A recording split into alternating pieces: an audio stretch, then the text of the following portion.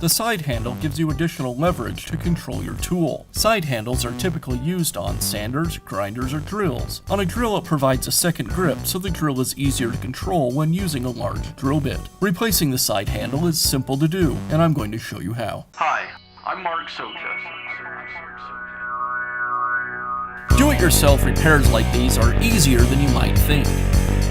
From lawn machines to cordless drills, kitchen mixers, Outdoor grills. our how-to videos walk you through each repair from start to finish.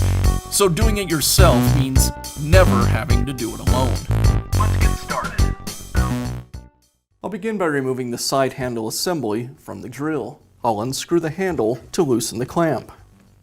Then I can remove the assembly from the drill. Now I'll unscrew the handle from the clamp assembly. I'll remove the washer and place it back on the stud. And now I can screw the new handle onto the stud. I'll leave it loose for now. I'll place the clamp back over the collar on the drill and tighten up the handle.